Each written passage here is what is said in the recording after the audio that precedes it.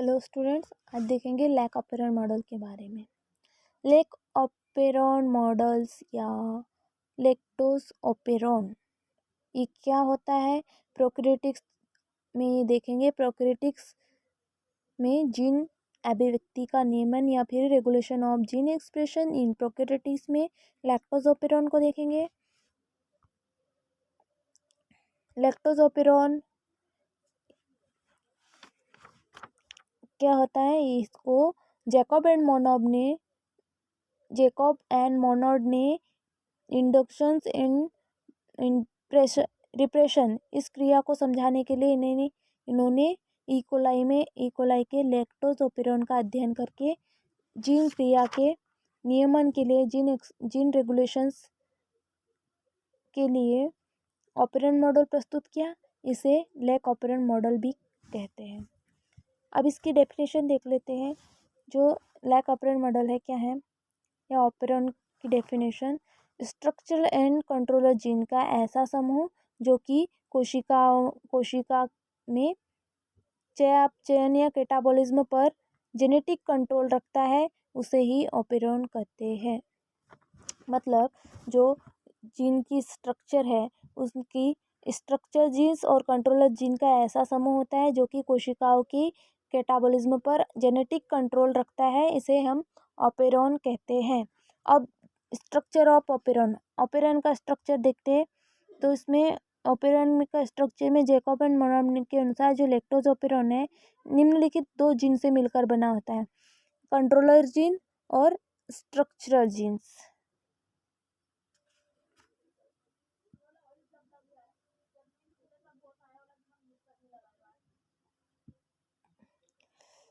अब controller gene क्या क्या होते हैं? कंट्रोलर जीन ऐसे जीन जो कि इंडक्शंस एंड प्रिपरेशन के प्रक्रिया द्वारा संरचनात्मक जीन की क्रियाशीलता को नियंत्रण रखते हैं, इन्हें कंट्रोलर जीन कहते हैं। कंट्रोलर जीन तीन प्रकार के होते हैं, regulator genes, promoter genes, operator genes. यहाँ promoter, operator, regulator, repressor genes ये तीन प्रकार के होते हैं controller genes. Controller genes, regulator, controller genes जो होते हैं वो तीन प्रकार से जो है स्ट्रक्चरल जीन की क्रियाशीलता को नियंत्रित रखते हैं, कंट्रोल रखते हैं। नंबर एक है रेगुलेटर जीन्स या रिप्रेसर जीन्स भी बोलते हैं, इसे रिप्रेसर प्रोटीन स्थल भी बोलते हैं। तो यह क्या होता है? यह एक प्रकार के एंजाइम का स्त्रावन करता है जो कि रिप्रेसर के समान कार्य करता है। लैक ऑपेरॉन की जीन में एक प्रोटीन संदेश को कोडित होता है जिसके द्वारा ऑपरेटर जीन्स को बांधकर उसको रोककर उसकी सक्रियता का दमन किया जाता है।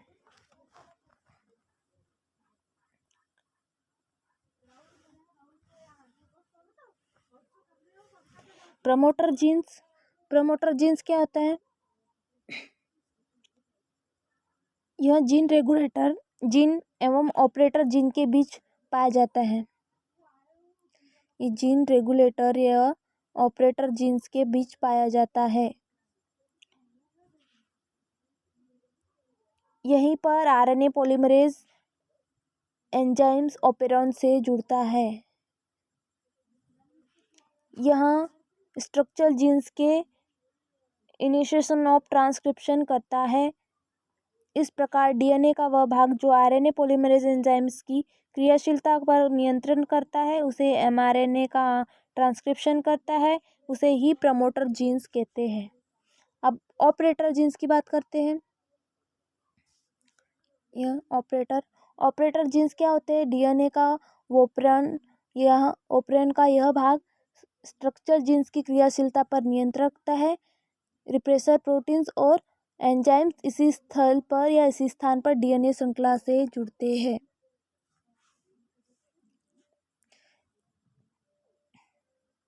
रिप्रेसर प्रोटीन या एंजाइम्स इसी स्थान पर डीएनए श्रृंखला से जुड़ते हैं। फिर ये हो गए हमारे 3 कंट्रोलर जीन्स। अब हम स्ट्रक्चर जीन्स की बात करते हैं। तो ये भी 3 प्रकार के होते हैं। तो पहले देख लेते हैं स्ट्रक्चरल जीन्स क्या होते हैं। यह डीएनए खंडों के उन खंडों का प्रतिनिधित्व करते हैं जिन पर प्रोटीन संश्लेषण की सूचना कोडेत रहती है। यह जीन्स पॉलीपेप्टाइड चेन्स की प्राथमिक संरचना के संश्लेषण के लिए समय अमीनो एसिड की व्यवस्था को नियंत्रित करते हैं। ये 3 टाइप से होते हैं, जीन 1, जीन 2, जीन 3, या फिर इसे हम सिस्ट्रॉन जेट YA भी कह सकते हैं। तो सबसे पहले देख लेते हैं जीन 1 का क्या काम है। यह ऑपरेटर जीनियम सिस्ट्रॉन ए के मध्य पाया जाता है। डीएनए के इस भाग में बीटा गैलेक्टोसाइड्स एंजाइम्स के निर्माण से संबंधित कोडॉन पाए जाते हैं। देन सिस्ट्रॉन Y या फिर जीन 2, डीएनए के इस भाग में बीटा गैलेक्टोसाइड परमीमेज एंजाइम्स के निर्माण से संबंधित कोडॉन पाए जाते हैं। फिर तीसरा जीन 3, ये जीन के इस भाग में बीटा गैलेक्टोसाइड परमीमेज एंजाइम्स के निर्माण से संबंधित कोडॉन पाए जाएंगे। यहाँ पे भी यह ऑपरेरन का अंतिम जीन होता है।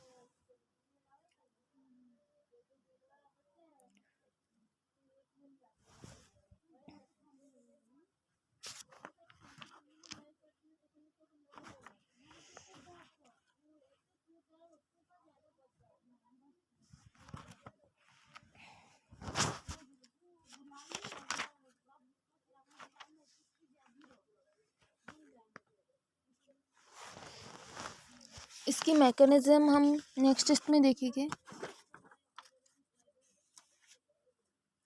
जनरली जो इकोलाई है इसके द्वारा है डायसेक्रेट श्रृंखला लैक्टोज के उपाप चयन के लिए आवश्यक तीनों एंजाइम को कोड करने वाले जीन एक साथ एक इकाई में ऑपेरॉन में व्यवस्थित होती है। इन तीनों जीनों का एक साथ एक के लिए एमआरएनए के रूप में ट्रांसक्रिप्शन होता है। इन सारे के बेस पे एक विशिष्ट क्रम में एक विशिष्ट क्रम को ऑपरेटर्स कहा जाता है जिनसे प्रमोटर क्षेत्र जुड़ा रहता है। जो आरएनए पॉलीमरेज है वो डीएनए से एमआरएनए के ट्रांसक्रिप्शन के लिए उत्तरदायी होता है, एकमात्र प्रमोटर क्षेत्र से जुड़ा रहता है। और जो डीएनए पर आगे बढ़ते हुए अकेले एमआरएनए का निर्माण करता है जिसमें तीनों एंजाइम्स को कोड करने वाली सूचना निहित होती है।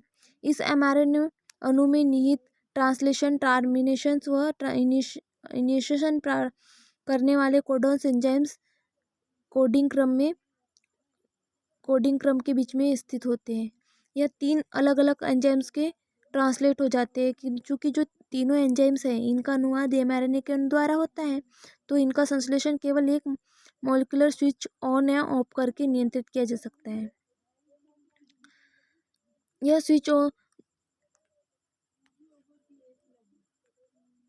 स्विच जो एमआरएनए को संश्लेषण को नियमित करता है ऑपरेटर कहलाता है। यह शार्कों के एक विशिष्ट क्रम का बना होता है जो प्रमोटर क्षेत्र के एक भाग को ओवरलैप करता है तथा इसकी स्थिति प्रथम संरचनात्मक जीन से विपरीत दिशा में होती है। जब माध्यम में लैक्टेज अनुपस्थित होता है तब एक रिप्रेशर प्रोटीन जिसे लैक्टोज रिप्रेशर कहते हैं ऑपरेटर सेट से जुड़ जाती है। चूंकि रिप्रेशर प्रोटीन आकार में बड़ी होती है तो प्रमोटर शार्कों से एक भाग को ही ढक पाती है, अतः ऐसी स्थिति में आरएनए पॉलीमरेज प्रमोटर क्षेत्र से नहीं जुड़ पाता, फलस्वरूप लैक्टोज ऑपरेरन का ट्रांसक्रिप्शन पूरी तरह रुक जाता है।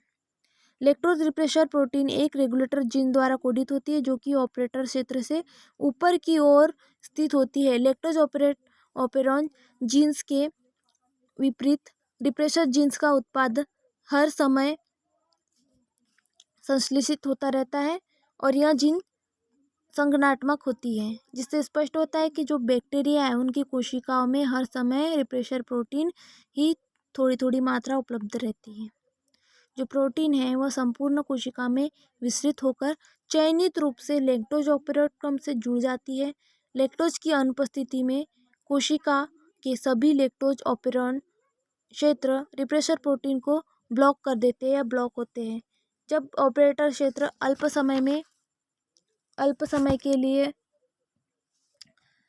अवरोधित नहीं होता तो आरएनए पॉलीमरेज क्षेत्र प्रमोटर से जुड़कर ट्रांसक्रिप्शन प्रारंभ करता है।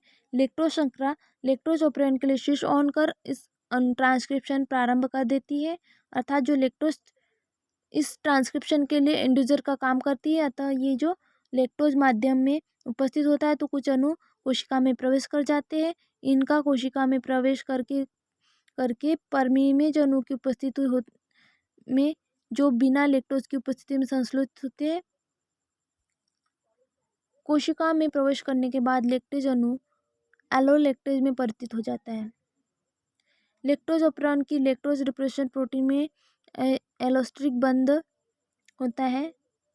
अब एलोस्टिक बंध क्या होता है? एलोस्टिक बंध रिप्रेशर प्रोटीन की ऐसी इलास्टिक साइट से जुड़ जाता है। इस बंधन से रिप्रेशर प्रोटीन में संरचनात्मक बदलाव या कन्फर्मेशन चेंजेस हो जाता है। इसकी DNA binding site operator site में असमर्थ होती है पहचानने में। अगर हम इसको सरल शब्दों में कहें तो जनरली सारा पैसेज का मीनिंग ये निकलता है कि इसे इस क्रम में कह सकते हैं कि जो एलोलेस रिप्रेसर प्रोटीन है वो प्रोटीन से जुड़कर ऑपरेटर से जुड़ने से रोक देता है। जब सभी रिप्रेसर अणुओं की एलोस्टिक साइट एलोलैक्टेज अणु से बंधकर निष्क्रिय हो जाती है, तब आरएनए पॉलीमरेज मुक्त होकर प्रमोटर से जुड़कर ऑपरेंड का ट्रांसक्रिप्शन प्रारंभ कर देता है।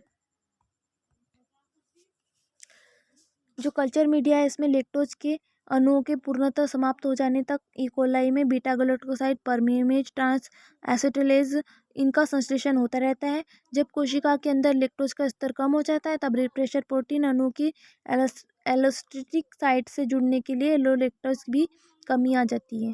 ऐसी स्थिति में रिप्रेशर प्रोटीन अपनी पूर्ण संरचना या कन्फर्मेशन प्राप्त कर पुनः ऑपरेटर से जुड़ने की सक्षम हो जाता है और इस प्रकार लैक्टोज अणु की अनुपस्थिति में ऑपरेटर से ट्रांसक्रिप्शन बंद हो जाता है। लैक्टोज ऑपरेन इंड्यूसर सिस्टम कहा जाता है। लैक ऑपरेन को इंड्यूसिबल सिस्टम भी कहा जाता है। इंड्यूसिबल जीन्स या ऑपरेन प्राय एक रिप्रेशर द्वारा कंट्रोल होता है।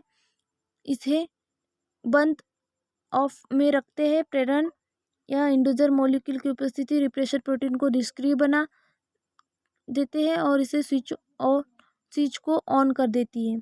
एलोलैक्टोज जैसे ही प्रेरण अणु या इंड्यूसर मॉलिक्यूल की तरह कार्य करते थे तो इंड्यूसिबल जीन्स या ऑपरेन कैटाबोलिज्म पाथवे में कार्य करने वाले एंजाइम्स को कोड करती है। इस प्रकार से रेगुलेटरी सिस्टम कोशिकाओं को संसाधनों के किफायती उपयोग में सक्षम बना सकते हैं। ये सब जनरल है इसका लैक ऑपरेन का।